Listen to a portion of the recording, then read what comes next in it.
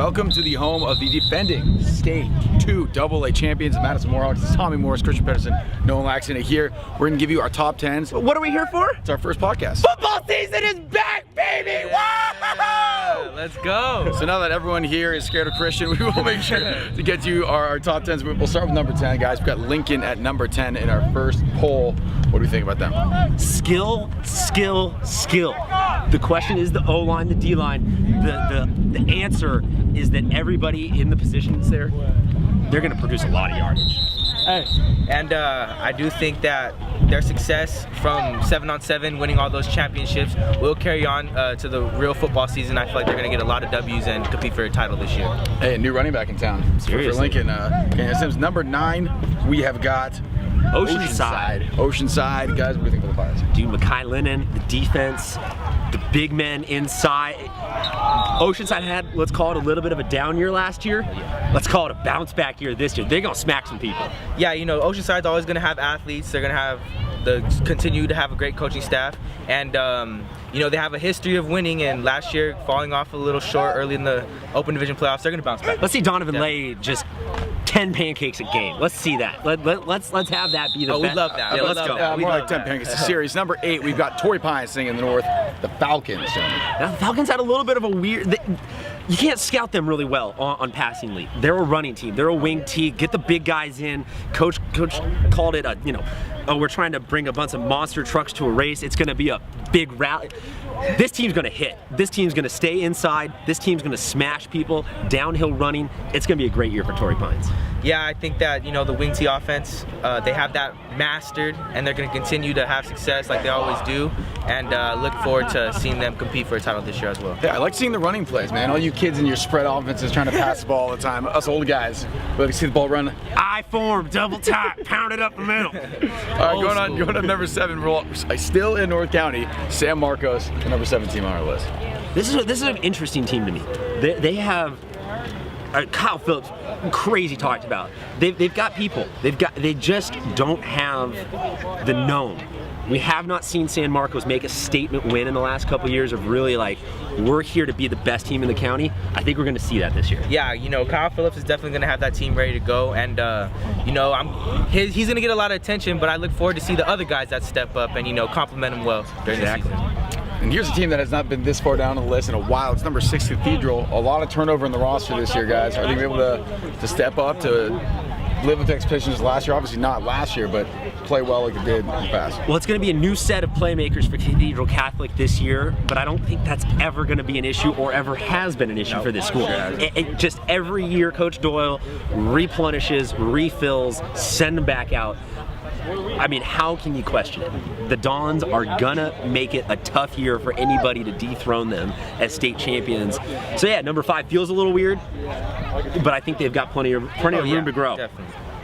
All right, we're number 6. Sorry. Number 6. Here's number 5. This is a team that was not really. This is a team that's gonna smack some people this year. El Camino at number 5.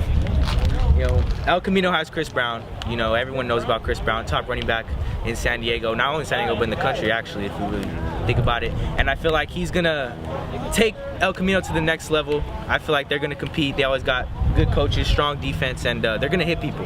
Second year up there for Jerry Ralph as the head coach. Chris Brown, yes. And it's an interesting thing because sometimes a superstar can draw enough attention away from other stars on the team to have those people be entirely slept on and just burn people. Malachi Russell has transferred from Orange Glen over, and this kid was one of the best receivers in the county, bar none, last year, and he now record holder, basically. Yeah, he is now in there with there's Wayne Stewart, there's Rocky Catawanga, there's weapons on weapons on weapons for Jaden Casey to be throwing with. This El Camino team, there could be a shift in the dynamic. We could be talking about them beating Oceanside, maybe them beating. I mean, the North County could be in for a power shift this year. Moving on to number 4, I think you guys around here probably know about this team a little bit. It is Madison. Madison checking in at number 4. I had to say that kind of quiet because they might hate us for putting us that low. I'm just kidding. I mean, okay, yes, we were here last year for the grind, and everybody knew Samson, Buck, Terrell, the whole established cast of this squad. But let's be honest, there's no way Jackson was going to let that be the end of Madison's legacy. Keenan Christian, Chris Fatalua, I mean, Daniel Stowe. This team's going to be good. this team's going to be really, really good. You know, Madison's always loaded every single year. They got the guys. They have the athletes. No more kicker though. That's their only doubt. That's their only But doubt. they'll still find a way to put points on the board, and you know, not much to say other than they're just a great program who always finds a way to get wins on the board. Number 3, another program that's always seemingly in the top 10 in pretty much every single sport. It is Saints. I mean, J.R. Justice and company are a very, I call it, this is a good team. This is a team last year that took some lumps, losing the Holy Bowl, losing a tough D1 title game. But I think you see, what doesn't kill you makes you stronger. Yeah, Coach Sanchez is a great coach, and he always finds a way to put a great team together. I feel like even though they lost a lot of key athletes that were, vital to their success last year, they're still going to produce and be the Saints that we all know and love. Yeah, again, Saints, Cathedral, you don't really worry about them too much, even when they lose a lot of players, because they're always going to retool. Number 2, Mission Hills. Last year, Mission Hills was really good, and they didn't have arguably their best player in Chris Olave. Now they do, and now Jack Tuttle is going to be playing Madden on easy. He's going to drop back into a huge pocket because he's got a great O-line, and he's got all sorts of all-star wide receivers. He could probably blindfold himself, chuck one down for a touchdown. This Mission Hills team, we saw them win some low-scoring games last year. They're going to win some high-scoring games this year. Yeah, Jack Tuttle, amazing quarterback who's going to do great at the next level as well. And like he said, Chris Olave, you feel for a guy who doesn't get to play the sport that he loves for a whole year, and he's going to be hungry.